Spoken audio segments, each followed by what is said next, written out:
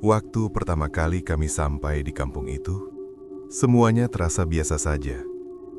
Jalannya sempit, rumah-rumah masih kayu, dan kalau sore mulai turun, suasananya jadi lebih sepi dibanding tempat lain yang pernah aku datangi. Kami datang berlima untuk KKN, dan dari awal sudah diingatkan soal beberapa aturan yang sebenarnya terdengar sepele, seperti tidak keluar terlalu malam dan tidak mendekati area tertentu di ujung kampung. Awalnya tidak ada yang benar-benar mempermasalahkan itu. Kami tetap menjalani kegiatan seperti biasa, berinteraksi dengan warga, bahkan sempat merasa kalau kampung ini cukup nyaman untuk ditinggali sementara. Tapi, pelan-pelan, ada hal-hal kecil yang mulai terasa berbeda. Terutama setelah dua temanku, Bimo dan Sela, mulai sering menghilang berdua saat malam. Seolah mereka punya urusan sendiri yang tidak pernah mereka ceritakan ke kami. Sejak itu, suasana yang tadinya terasa biasa, mulai berubah sedikit demi sedikit. Dan entah kenapa, setiap malam selalu ada hal yang sulit dijelaskan, tapi juga tidak bisa diabaikan begitu saja. Kalau kamu penasaran bagaimana semuanya mulai bergeser dari hal kecil yang hampir tidak terasa, sampai akhirnya benar-benar di luar kendali, pastikan kamu tetap di sini dan ikuti ceritanya sampai selesai.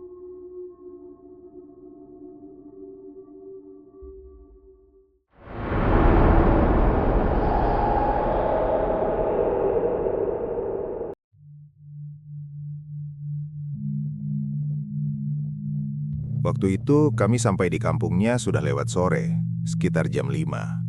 Perjalanan dari kota lumayan jauh, dan begitu masuk area kampung, jalannya mulai menyempit dan tidak semuanya sudah diaspal. Mobil yang kami tumpangi berhenti di dekat balai kecil, lalu kami lanjut jalan kaki sambil bawa barang masing-masing.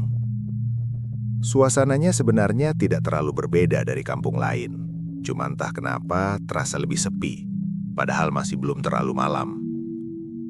Aku ingat, waktu itu yang pertama nyambut kami bukan kepala desa, tapi beberapa warga yang duduk di depan rumah. Mereka tidak banyak bicara, hanya melihat sebentar lalu salah satu dari mereka menunjukkan arah ke rumah tempat kami akan tinggal. Rumahnya cukup besar untuk berlima, tapi terlihat sudah lama tidak ditempati. Dari bau kayunya saja sudah terasa agak lembab. Malam pertama kami habiskan dengan beres-beres. Tidak ada listrik yang benar-benar stabil. Lampunya kadang redup, kadang terang lagi. Kami sempat bercanda soal itu, menganggap ini bagian dari pengalaman KKN yang beda dari biasanya. Dinda yang paling cerewet waktu itu sempat bilang kalau suasana di sini cocok buat istirahat dari hiruk-pikuk kota, dan kami semua setuju. Meskipun dalam hati, aku merasa ada yang agak ganjil, tapi belum bisa dijelaskan. Setelah itu, kepala desa akhirnya datang. Namanya Pak Suroto.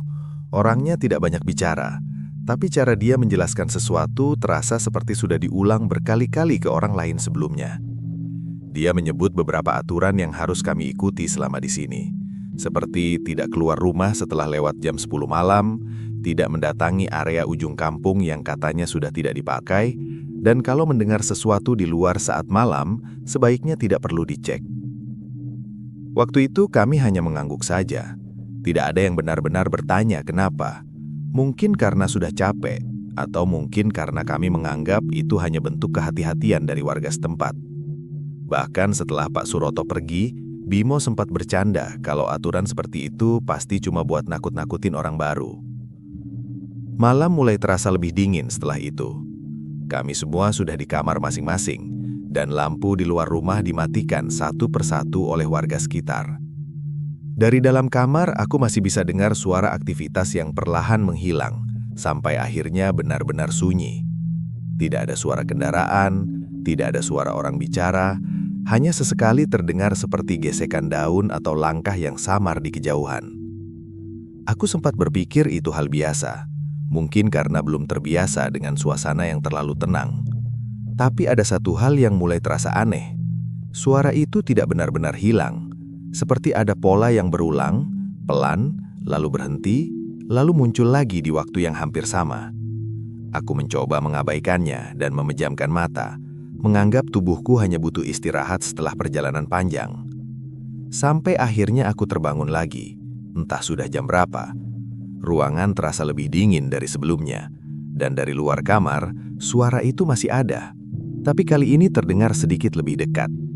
Bukan seperti suara daun lagi, tapi lebih seperti langkah pelan di tanah yang kering. Tidak terburu-buru, tidak juga berat, tapi cukup jelas untuk membuatku tetap diam di tempat. Aku tidak membuka pintu malam itu. Entah kenapa, aku hanya memilih diam, mendengarkan sampai suara itu perlahan menjauh lagi. Setelah itu, semuanya kembali sunyi. Benar-benar sunyi, seperti tidak pernah ada apa-apa sebelumnya. Pagi harinya, semua kembali terasa normal. Kami sarapan bersama, bercanda lagi seperti biasa, dan tidak ada yang membahas apapun soal malam tadi.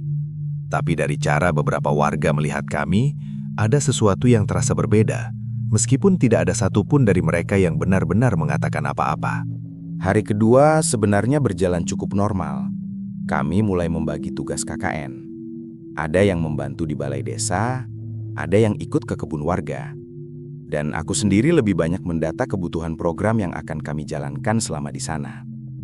Siang hari di kampung itu terasa biasa saja, bahkan cenderung hangat. Warga mulai lebih terbuka, beberapa sudah mulai mengajak kami ngobrol, meskipun tetap ada jarak yang terasa. Seperti mereka memilih untuk tidak terlalu dekat. Yang mulai terasa berbeda justru saat menjelang malam. Sekitar habis maghrib, suasana kampung berubah lebih cepat dari yang aku bayangkan. Aktivitas warga yang tadi masih terlihat perlahan menghilang. Pintu-pintu rumah mulai tertutup, dan lampu di luar satu persatu dimatikan. Tidak ada yang benar-benar menyuruh, tapi rasanya seperti semua orang sudah tahu kapan harus berhenti beraktivitas. Kami berlima waktu itu masih duduk di ruang tengah, sekedar ngobrol santai. Arif sempat mengajak keluar sebentar untuk cari angin, tapi Dinda langsung mengingatkan soal aturan yang disampaikan Pak Suroto kemarin. Bimo hanya tertawa, bilang kalau keluar sebentar tidak akan jadi masalah, apalagi masih belum terlalu malam. Sela juga terlihat santai saja, seolah tidak menganggap aturan itu penting. Akhirnya tidak ada yang benar-benar keluar. Kami memilih tetap di dalam, tapi entah kenapa suasana di dalam rumah juga ikut terasa lebih sepi dari sebelumnya. Tidak ada suara dari luar sama sekali. Bahkan suara serangga yang biasanya terdengar di malam hari pun hampir tidak ada. Aku mulai menyadari sesuatu ketika kami semua sudah masuk kamar masing-masing. Waktu itu aku belum benar-benar mengantuk, jadi masih terjaga sambil mendengarkan suasana sekitar.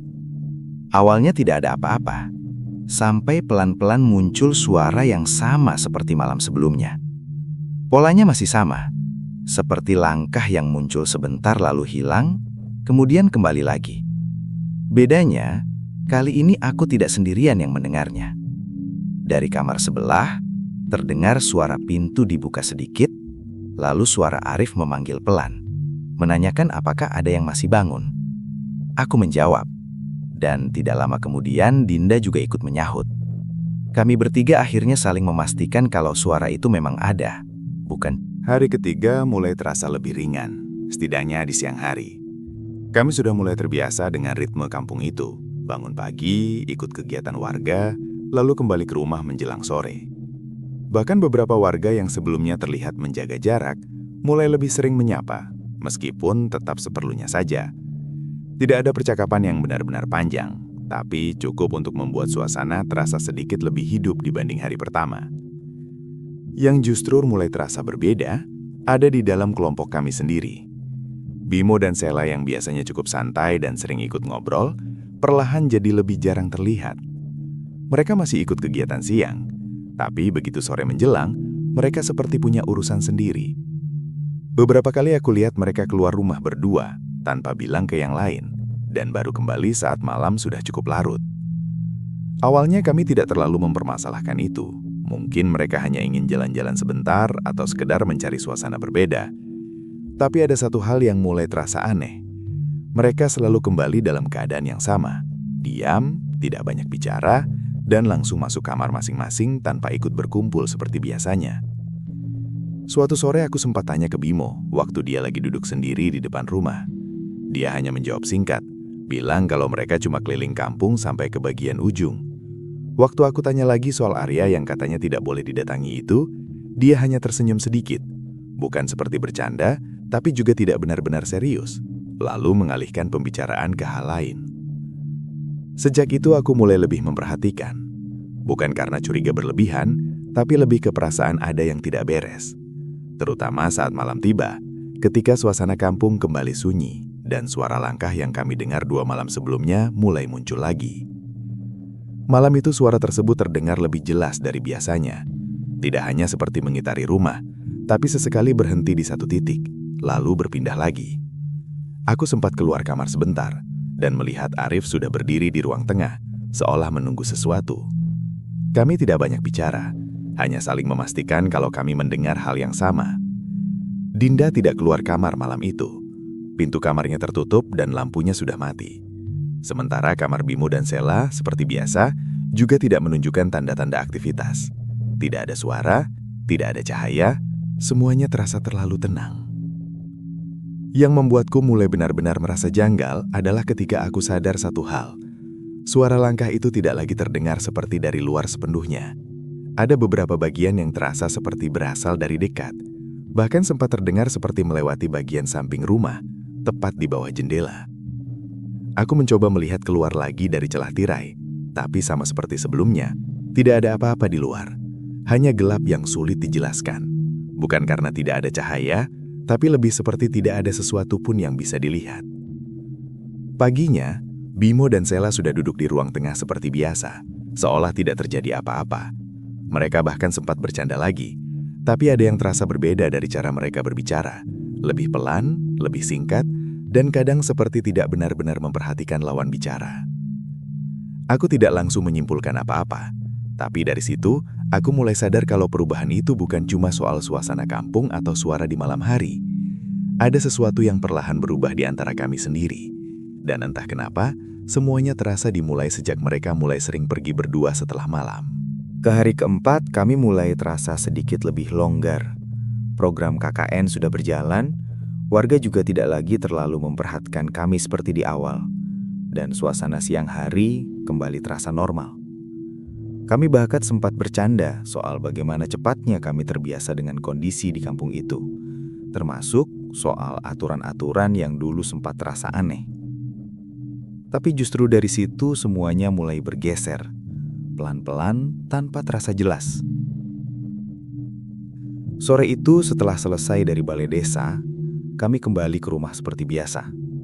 Matahari belum benar-benar tenggelam, tapi beberapa rumah sudah mulai menutup pintu. Aku sempat melihat ke arah ujung kampung dari kejauhan, area yang sempat disebut tidak boleh didatangi. Dari luar tidak terlihat berbeda, hanya lebih gelap dibanding bagian lain, seperti tidak ada aktivitas di sana. Bimo yang berdiri di sampingku waktu itu hanya melihat ke arah yang sama tanpa banyak bicara. Sela juga ikut mendekat. Lalu tanpa banyak penjelasan, mereka berdua bilang ingin jalan sebentar. Nada bicaranya santai, seperti itu hal biasa. Dan tanpa menunggu respon dari kami, mereka langsung berjalan ke arah yang sama. Aku sempat ingin menahan, tapi entah kenapa tidak jadi.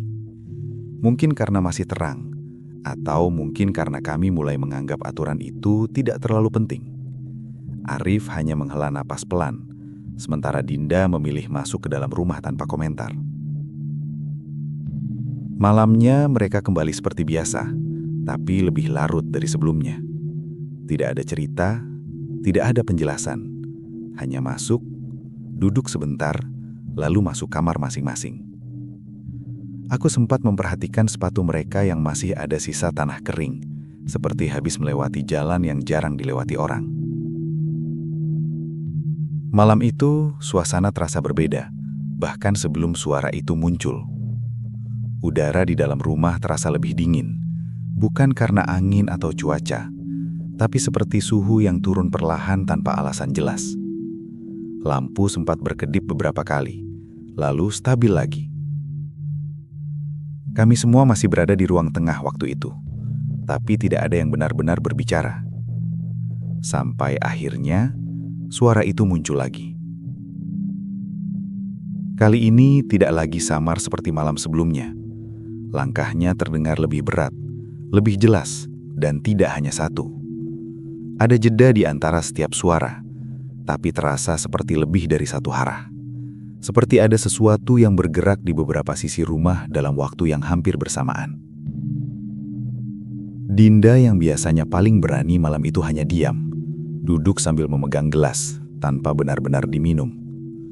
Arif berdiri dekat pintu, tapi tidak membukanya. Sementara aku hanya mencoba mendengarkan, berharap suara itu berhenti seperti malam-malam sebelumnya. Tapi tidak. Suara itu sempat berhenti beberapa detik, tepat di depan rumah. Tidak ada Hari berikutnya berjalan lebih sunyi dari biasanya. Bukan karena tidak ada aktivitas, tapi lebih karena tidak ada yang benar-benar banyak bicara, baik dari kami maupun warga. Kami tetap menjalankan kegiatan seperti biasa, tapi rasanya seperti ada jarak yang tidak terlihat, terutama dari warga yang sebelumnya mulai terbuka. Beberapa dari mereka masih menyapa, tapi hanya sekedar lewat, tanpa berhenti atau mengajak bicara. Bahkan ada satu ibu yang sebelumnya cukup sering mengobrol dengan Dinda. Hari itu hanya menunduk saat berpapasan, lalu berjalan lebih cepat dari biasanya. Hal-hal seperti itu tidak terlalu mencolok kalau dilihat sekilas, tapi kalau diperhatikan, semuanya terasa seperti berubah pelan-pelan. Siang harinya aku kembali lebih awal ke rumah karena ada beberapa catatan yang harus dirapikan. Rumah dalam keadaan kosong, hanya ada suara kayu yang sesekali berderit karena angin. Aku duduk di ruang tengah cukup lama, sampai akhirnya sadar kalau posisi beberapa barang tidak sama seperti terakhir kali kami tinggalkan. Gelas yang biasanya ada di dekat dapur, pindah ke meja depan. Tas milik Arif yang biasanya di kursi, sekarang ada di lantai dekat pintu. Awalnya aku pikir mungkin ada yang sudah pulang lebih dulu, tapi setelah dicek, tidak ada siapapun di dalam rumah. Aku tidak terlalu memikirkan itu, sampai kejadian kecil lain mulai terasa berulang. Sore menjelang, satu persatu dari kami kembali ke rumah. Tidak ada yang merasa memindahkan barang-barang itu. Arif bahkan yakin dia tidak menyentuh tasnya sejak pagi. Dinda hanya menganggap mungkin kami lupa, sementara Bimo dan Sela tidak terlalu menanggapi, seperti tidak tertarik membahas hal itu. Malamnya kami memutuskan untuk tetap berkumpul di ruang tengah lebih lama dari biasanya. Bukan karena sepakat, tapi lebih karena tidak ada yang benar-benar ingin masuk kamar lebih dulu. Lampu tetap menyala, meskipun beberapa kali sempat redup sebentar lalu kembali normal. Sekitar lewat jam 10, suara itu muncul lagi. Kali ini lebih teratur, tidak hanya langkah, tapi seperti ada gesekan yang mengikuti di belakangnya. Pelan dan berulang. Suaranya tidak keras, tapi cukup jelas untuk didengar dari dalam rumah. Tidak ada yang mencoba keluar. Kami hanya saling diam, mendengarkan tanpa benar-benar membicarakan apa yang sedang terjadi. Di tengah suasana itu, tiba-tiba terdengar suara dari arah dapur. Bukan suara langkah, tapi seperti sesuatu yang bergeser pelan, lalu berhenti. Kami semua langsung menoleh ke arah yang sama. Jarak dari ruang tengah ke dapur tidak terlalu jauh, tapi dalam keadaan seperti itu, terasa lebih panjang dari biasanya. Arif akhirnya berdiri dan berjalan pelan ke arah dapur. Tidak terburu-buru, tapi juga tidak ragu. Aku dan Dinda mengikuti dari belakang, sementara Bimo dan Sela tetap di tempat, tidak bergerak. Saat sampai di dapur, tidak ada apa-apa yang terlihat aneh. Semua masih di tempatnya, tidak ada barang jatuh atau bergeser. Tapi ada satu hal yang terasa berbeda. Jendela dapur yang sebelumnya kami tutup, sekarang sedikit terbuka. Tidak lebar, hanya cukup untuk membuat angin masuk pelan. Arif menutupnya kembali tanpa banyak bicara. Kami kembali ke ruang tengah, dan suasana jadi lebih diam dari sebelumnya. Bahkan suara di luar yang tadi masih terdengar, perlahan menghilang, digantikan dengan keheningan yang terasa lebih berat. Sebelum masuk kamar, aku sempat melihat ke arah lantai dekat pintu dapur. Ada bekas seperti garis tipis di debu. Tidak panjang, tapi cukup jelas kalau ada sesuatu yang sempat bergeser di situ. Aku tidak bilang ke yang lain waktu itu, bukan karena sengaja disembunyikan, tapi lebih karena rasanya tidak perlu. Hal-hal kecil seperti itu mulai sering muncul, dan entah kenapa, semuanya terasa seperti bagian dari sesuatu yang belum benar-benar terlihat. Malam itu aku tidak langsung tidur. Dari dalam kamar, aku masih bisa mendengar suara pelan di luar. Bukan lagi langkah yang jelas, tapi seperti sesuatu yang bergerak pelan, hampir tidak terdengar. Dan semakin aku mencoba memperhatikan, semakin terasa kalau suara itu tidak lagi hanya berasal dari luar rumah. Hari berikutnya mulai dengan sesuatu yang terasa berbeda, bahkan sebelum kami keluar rumah. Tidak ada yang benar-benar membicarakan kejadian semalam. Tapi dari cara kami saling melihat, semuanya seperti sudah sama-sama menyadari kalau ada yang berubah. Bukan hanya di sekitar kami, tapi juga di dalam rumah itu sendiri. Kami tetap menjalankan kegiatan seperti biasa. Aku dan Arif pergi ke balai desa, sementara Dinda ikut membantu di rumah salah satu warga. Bimo dan Sela bilang mereka ingin ke kebun di bagian belakang kampung, meskipun arah itu tidak pernah benar-benar kami bahas sebelumnya. Cara mereka bicara masih tenang, tapi ada jeda-jeda kecil yang membuatnya terasa tidak seperti biasanya. Di balai desa, suasana terasa lebih kaku dibanding hari-hari sebelumnya. Beberapa warga yang biasanya menyapa hanya lewat tanpa melihat ke arah kami. Bahkan Pak Suroto yang sebelumnya sempat beberapa kali datang ke rumah, hari itu hanya duduk sebentar, lalu pergi tanpa banyak bicara. Aku sempat mencoba membuka percakapan, tapi jawabannya selalu singkat, seperti tidak ingin berlama-lama. Yang paling terasa aneh adalah cara mereka melihat kami. Bukan seperti orang asing yang baru datang, tapi lebih seperti ada sesuatu yang sedang mereka perhatikan, tanpa benar-benar ingin terlibat. Tatapan mereka tidak lama, tapi cukup untuk membuat suasana jadi tidak nyaman. Saat siang menjelang, aku dan Arif memutuskan kembali lebih awal. Di perjalanan, kami sempat melewati beberapa rumah yang pintunya tertutup rapat. Padahal biasanya masih ada aktivitas di jam segitu. Tidak ada suara dari dalam, tidak ada tanda kalau ada orang di sana. Tapi dari celah-celah kecil, terasa seperti ada sesuatu yang tetap mengawasi. Kami tidak membicarakan itu secara langsung, tapi langkah kami jadi lebih cepat dari biasanya. Begitu sampai di rumah, suasananya terasa lebih sunyi dari hari-hari sebelumnya. Tidak ada siapapun di dalam. Kami mengira Dinda masih di rumah warga, tapi saat dicek, barang-barangnya masih ada di tempat, seolah dia tidak pergi jauh. Beberapa menit kemudian, Dinda masuk dari pintu depan tanpa suara. Cara dia berjalan terlihat sama, tapi ada sesuatu yang sulit dijelaskan dari ekspresinya. Tidak ada perubahan yang jelas, tapi juga tidak terasa seperti biasanya. Dia hanya duduk, lalu bilang kalau tadi dipulangkan lebih cepat tanpa alasan yang jelas. Bimo dan Sela kembali paling akhir. Waktu mereka masuk, hari sudah mulai gelap.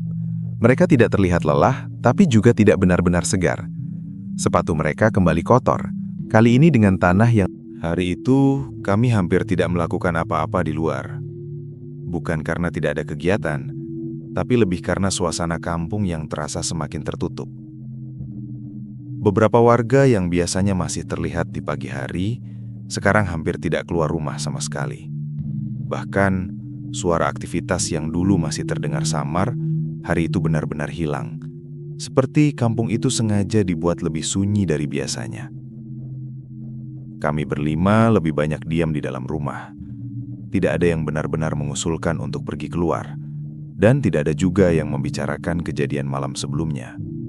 Tapi dari cara kami menghindari topik itu, justru terasa kalau semuanya masih ada di pikiran masing-masing.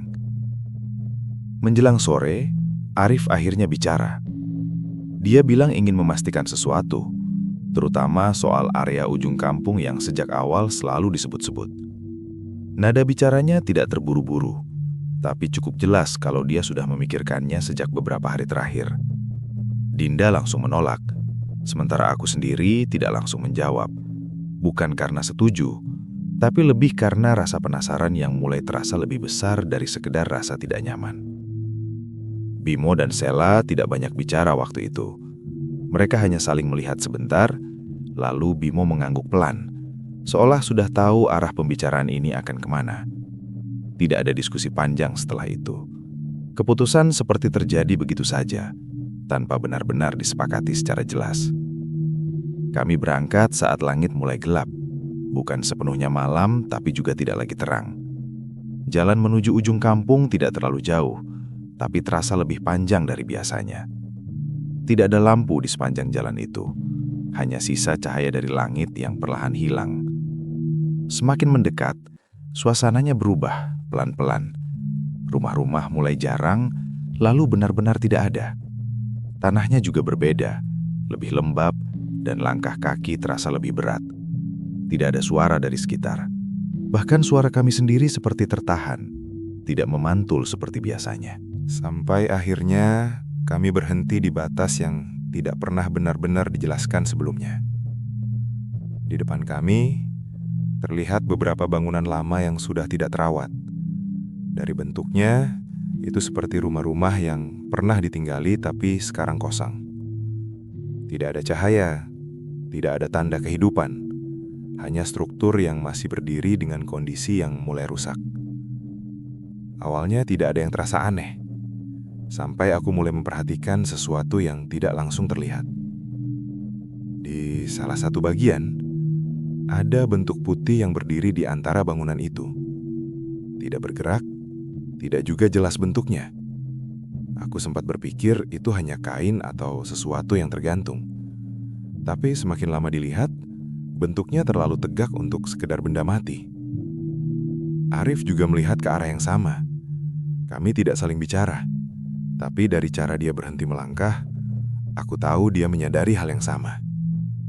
Lalu, pelan-pelan muncul satu lagi, dan satu lagi.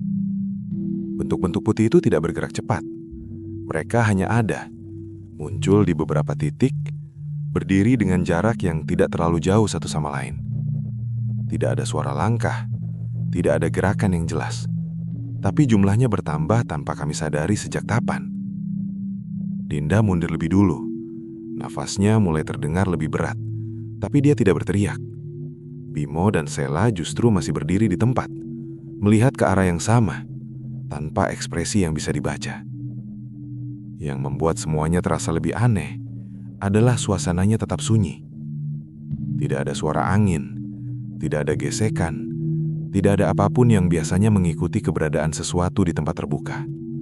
Hanya diam dan deretan bentuk putih yang sekarang terlihat lebih jelas, berdiri di antara bangunan-bangunan kosong itu. Aku tidak tahu siapa yang pertama kali mundur, tapi dalam beberapa detik, kami semua sudah berjalan kembali, tanpa benar-benar memberi aba-aba. Tidak ada yang berlari, tapi langkah kami lebih cepat dari biasanya.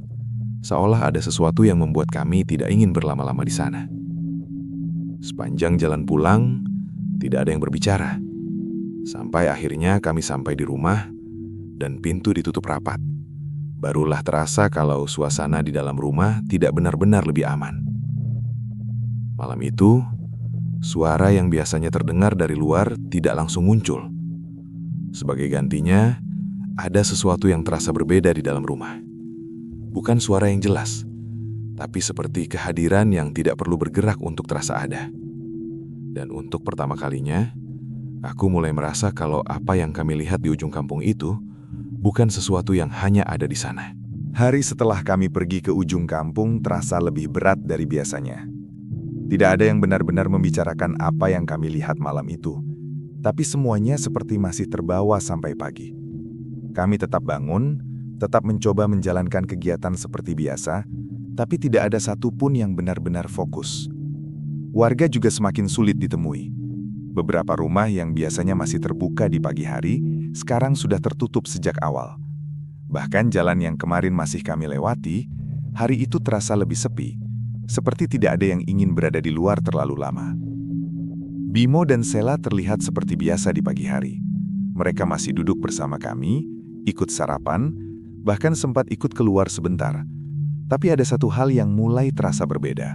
Mereka jadi lebih sering saling diam, seperti tidak perlu banyak bicara untuk saling mengerti. Siang harinya kami kembali lebih cepat. Tidak ada yang benar-benar punya alasan kuat untuk tetap di luar.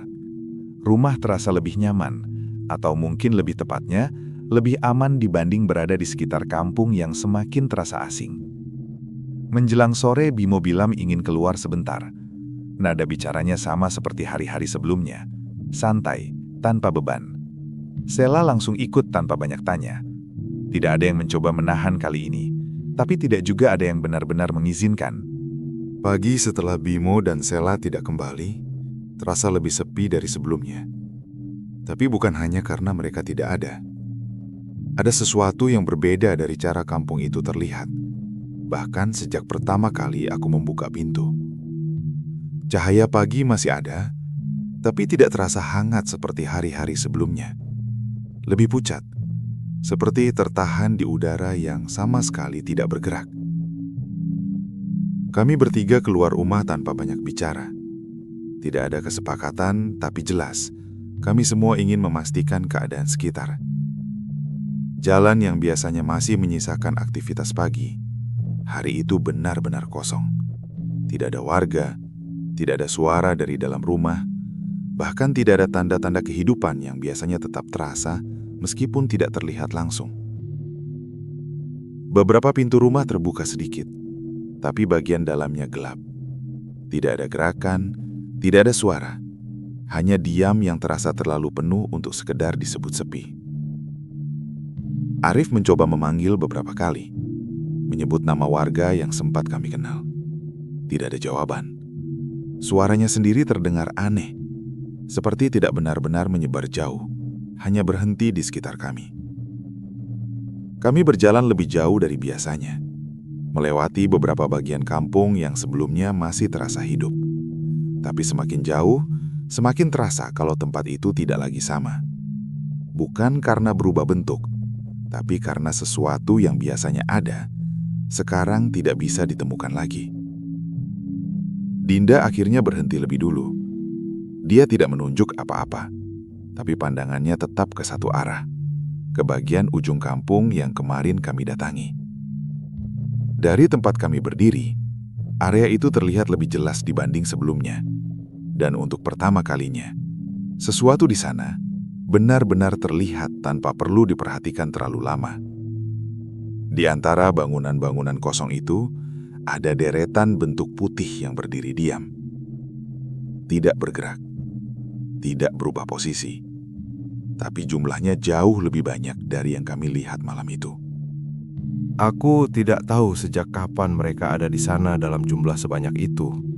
Yang jelas, sekarang mereka terlihat seperti bagian dari kampung itu sendiri, bukan sesuatu yang hanya muncul sesekali. Arif menarik napas pelan, lalu berjalan mundur tanpa mengatakan apa-apa. Kami semua mengikuti, tidak ada yang mencoba mendekat, dan tidak ada juga yang berani melihat terlalu lama. Saat kami kembali ke rumah, suasananya tidak terasa lebih aman.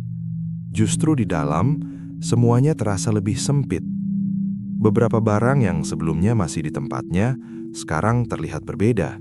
Bukan karena berpindah jauh, tapi seperti bergeser sedikit, cukup untuk membuat susunannya tidak lagi sama.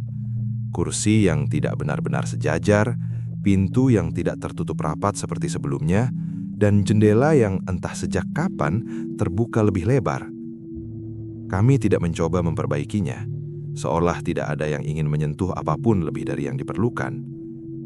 Menjelang sore, langit mulai gelap lebih cepat. Tidak ada transisi yang jelas dari terang ke gelap. Semuanya seperti turun begitu saja. Kami bertiga tetap di dalam rumah, duduk di ruang tengah, tanpa benar-benar berbicara. Tidak ada suara dari luar. Tidak ada tanda-tanda kalau kampung itu masih dihuni. Sampai akhirnya, saat malam benar-benar turun, sesuatu mulai terasa lagi. Bukan suara yang datang dari luar seperti sebelumnya, tapi dari dalam. Pelan, hampir tidak terdengar, seperti ada sesuatu yang bergerak di bagian lain rumah. Bukan di ruang tengah, bukan juga di dapur, tapi di bagian yang tidak langsung terlihat dari tempat kami duduk. Aku mencoba memastikan arah suara itu, tapi setiap kali fokus, suaranya seperti berpindah. Arif berdiri, tapi tidak melangkah. Dinda hanya menunduk, diam tanpa reaksi. Dan di tengah keheningan itu, aku mulai sadar satu hal yang sejak tadi tidak benar-benar kami ucapkan. Kampung ini tidak lagi terasa seperti tempat yang kami datangi beberapa hari lalu. Dan mungkin sejak Bimo dan Sela tidak kembali, kami juga sudah tidak berada di tempat yang sama lagi. Malam itu kami tidak benar-benar tidur. Bukan karena ada yang membuat kami terjaga secara jelas, tapi lebih karena suasana di dalam rumah sudah tidak terasa seperti tempat untuk beristirahat. Suara yang sebelumnya hanya sesekali muncul, sekarang terasa lebih dekat, meskipun tidak pernah benar-benar bisa ditentukan dari mana asalnya. Menjelang dini hari, Arif akhirnya berdiri dan berjalan ke arah pintu depan. Tidak terburu-buru, tapi juga tidak ragu. Aku mengikuti dari belakang, sementara Dinda tetap duduk di tempatnya. Tidak mencoba menghentikan, tapi juga tidak ikut. Saat pintu dibuka, udara di luar terasa lebih dingin dari biasanya.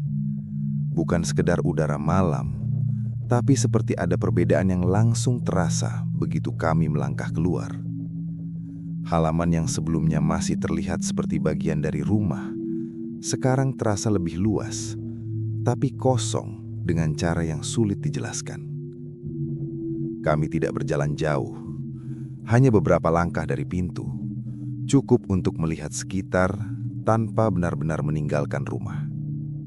Dan di situ, untuk pertama kalinya, semuanya terlihat jelas tanpa harus dicari.